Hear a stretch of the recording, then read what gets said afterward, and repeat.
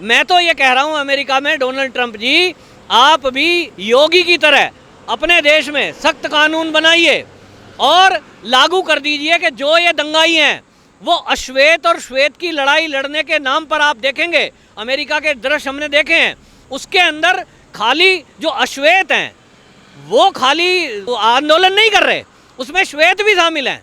अगर अश्वेत के साथ गलती हो रही है तो अश्वेतों में आंदोलन अगर होना है, वो श्वेत कहाँ से आ गए? ये वही लिबरल हैं।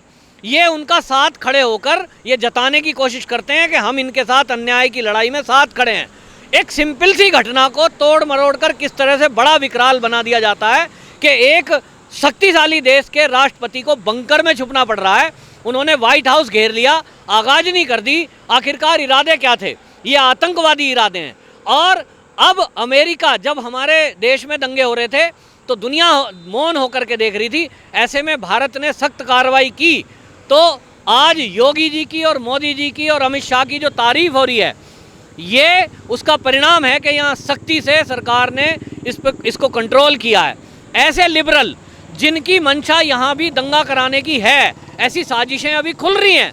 तो मैं तो ये कहूँगा कि भारत में जो भी कोई ऐसी पोस्टिंग डाले सोशल मीडिया पे, कोई भी ऐसी बात करे, उसको तुरंत सख्त से सख्त धाराओं में सज़ा मिलनी चाहिए। क्योंकि पहला प्लेटफॉर्म आपकी पहली एक व्यूज़ है जो आप दे रहे हैं, अगर उसमें लोगों में वो स्प्रेड कर गया कोई आपका विचार, तब तो वो फैल गया, उसको फैलने ही ना दिया जाए। जैसे ही कोई सोशल मीडिया पे या कोई भी बात करता है, चाहे वो कोई भी हो, वो उसने लबादा ओढ़ा हुआ है छात्र का या प्रोफेसर का या बुद्धिजीवी वर्ग का या वो पत्रकार हैं, चाहे वो एनडीटीवी जैसे पत्रकार हैं। पत्रकारों के बीच में ही राजदेव सरदेसाई और विनोद दुआ सर, इन जैसे जो कांग्रेस के चाटुकार पत्रकार हैं, वो श्रमिकों को, इनकी सरकार जिनकी ये चाटुकारिता करते हैं, कांग्रेस जब यहाँ से लाखों की संख्या में यहाँ से जब पलायन करते हैं काफ़ी सारे श्रमिक, उनके लिए तो कांग्रेस कोई भी स्टेप नहीं लेती। राहुल गांधी भीड़ में जाके उनके साथ बैठ जाते हैं और जब वो पैदल चल के घर पहुँच जाते हैं तो अब उन्हीं के चाटुकार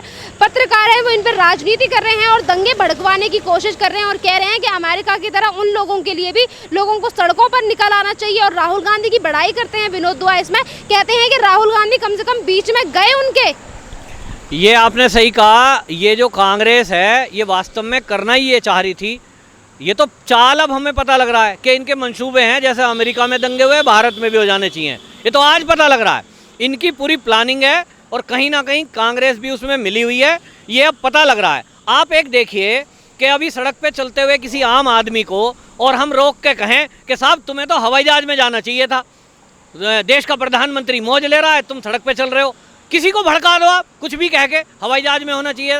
राहुल गांधी ने भी यहाँ श्रमिक जब सड़क पर चल रहे थे तो उनको यही भड़काने की कोशिश की कार दे करके, कह रहे आप तो कार में जाइए, आप देखिए हम बस भेज रहे हैं आपके लिए, और बस और कार दिखाकर लोगों को भड़काने की कोशिश की इस सरकार के विरुद्ध। और उन्होंने ये मॉब इकट्ठा करने की प्लानिंग भी की है, जिसकी अभी जांच होनी बाकी है कि दिल्ली में आनंद विहार बस अड्डे पर हजारों लोग कैसे इकट्ठे हो गए, बांद्रा रेलवे स्टेशन के बाहर कैसे हजारों लोग इकट्ठे हो गए। ये इसके पीछे साजिश थी। पता चलता है कि ये कराना ही दंगा चाहते थे, सरकार के खिलाफ विद्रोह कराना चाहते थे। इनके खिलाफ देशद्रोह के कानून में जब तक कार्रवाई नहीं होगी, ऐसे नेता पनपते रहेंगे, चाहे कोई राहुल गांधी हो, चाहे कोई कितना बड़ा पत्रकार हो। इनके खिलाफ जब तक राजद्रोह के केस में कार्रवाई नहीं होगी तो ऐसे नेता ये देश को बरगलाते रहेंगे और अपनी कोशिशों में कामयाब तो नहीं होंगे, लेकिन कोशिश जरूर करते रहेंगे। और मैं एक बात कह देता हूँ, ये चाइना करा रहा है। चाइना चाहता है कि दुनिया में विद्रोह होता रहे और उसके खुद के विद्रोह दब जाएं। उसके चाइना में भी खुद विद्रोह है, लेकिन वो अपने विद्रोह को दबाने के लिए पूरी दुनिया में डिस्टर्बेंस करना चाहता है। उसने भारत के बॉर्डर पे डिस्टर्ब किया हुआ है, ऐसे में वो नेपाल को भड़का रहा है, कहीं वो किसी को भड़का रहा है। ये चाइना के एजेंट जो भारत में बैठे हैं, ये भारत में बैठकर चाइना के इशारे पर भारतवासियों को भड़काने का काम कर रहे हैं। तो अमेरिका में भी ये जो काम हो रहा है, वहाँ अमेरिका में भी डोनाल्ड ट्रंप को सख्त कार्रवाई इनके खिलाफ करनी चाहिए। और ये केवल आर्टिफिशियल विवाद पैदा करते हैं, विवाद होता नहीं है। जैसे अमेरिका में आप देखेंगे, एक नागरिक ने ट्रैफिक रूल तोड़ा, पुलिस ने उसको पकड़ा, अचानक एक दुर्घटना है, उसको ये कितना बड़ा मोड़ उसको धर्म के नाम पर दे दिया। वहीं चाइना में आप देखिए, वहाँ उन्होंने क्या किया है, जो वहाँ के अल्पसंख्यक हैं और मुसलमान हैं, उनके ऊपर इतने अत्याचार हो रहे हैं कि उनका यही पता नहीं कि उनकी डेड बॉडियाँ गई कहाँ। तो वहाँ जो अत्याचार हो रहे हैं उस पर ये लिबरल यहाँ इंडिया में बैठा हुआ कोई नहीं बोलता। सर ना ही तो अमेरिका के लिए ये लोग बोलते, ना ही चाइना के लिए बोलते, और जिन लिबरल जिनके लिए लड़के और लोगों में आगजनी और हिंसा को लेकर बरगराने की कोशिश कर रहे हैं, यहाँ पर ये लिबरल्स ये क्यों नहीं सोचते कि जिन मुसलमानों की संख्या भारत में करोड़ों में है उन पर कैसे अत्याचार हो सकता है, उसको लेकर ये क्यों लोगों में अहिंसा को भड़का रहे हैं? नहीं, यहाँ तो हिंसा को क्यों जन्म देने की कोशिश कर रहे हैं?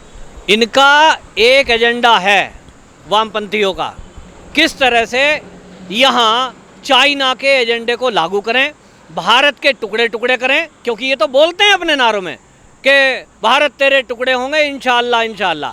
तो इनकी तो तमन्ना है टुकड़े टुकड़े करने की। तो ये टुकड़े टुकड़े गिरोह है, इनका एकमात्र यही मकसद है कि भारत के टुकड़े कर दें, जातियों में लोगों को बांट दें, धर्म के आधार पर बांट दें। इन्होंने हमेशा कोशिश की है।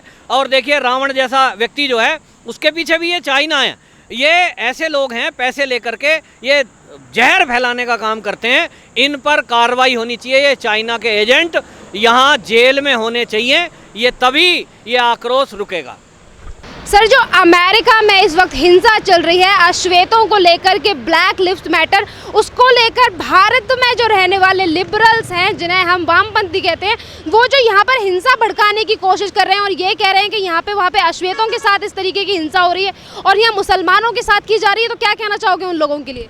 देखिए ये हमारे देश में जो वामपंथी विचारधारा है, ये वामपंथी विचारधारा केवल चाइना के इशारे पर काम करते हैं और चाइना ये नहीं चाहता कि कोई भी देश बड़ा उससे बड़ा हो जाए, और इसलिए उनकी एक ही विचारधारा है। और वामपंथियों की तो सोच ये कहती है, उनका फॉर्मूला ही एक है कि बड़ी मछली छोटी मछली को खाती ही है। और इसलिए वो कहते हैं छोटी छोटी जो मछलियाँ माने देश जो हैं उनको ख़त्म हो जाना चाहिए और एक बड़ा देश हम ही रहें। तो चाइना की विचारधारा ये भारत में भी वो इम्प्लीमेंट करते हैं। और आप देखिए देश की आज़ादी के बाद से, आज़ादी के पहले का भारत देखिए, जब यहाँ हिंदू मुस्लिम सब लड़ रहे थे एक साथ मिलकर के, उस समय उन्होंने यहाँ हिंदू मुस्लिम फूट डाली और वामपंथी विचारधारा ने ही यहाँ धर्म के आधार पर एक अलग से देश मांग लिया। ये भारत को अलग टुकड़े करने की पहली चाल थी वामपंथियों की। तो देश की आज़ादी के पहले से ही भारत को कमज़ोर करने के लिए ये वामपंथी लोग हमेशा सक्रिय रहे। देश की आज़ादी के बाद भी इन्होंने धर्म के आधार पर भारत में लोगों को जातियों के आधार पर बांट के रखा। और इसलिए हमारी जो पुस्तकें हैं, जो हमारा कोर्स लागू हुआ देश आज़ादी के बाद में, उसमें जो चीज़ें ऐसी थीं जो भारत की संस्कृति है, हमारी जो संस्कृति है जहाँ रामचंद्र जी बिल्ली के झूठे बेर खाते हैं, वहाँ जातिवाद कहाँ से आ गया? जहाँ एक मीराबाई है वो छत्राणी है, लेकिन वो संत रविदास जो जूती गांठने वाले चर्मकार हैं उनको अपना गुरु घोषित करती है। ये कहाँ से जातिवाद आ गया?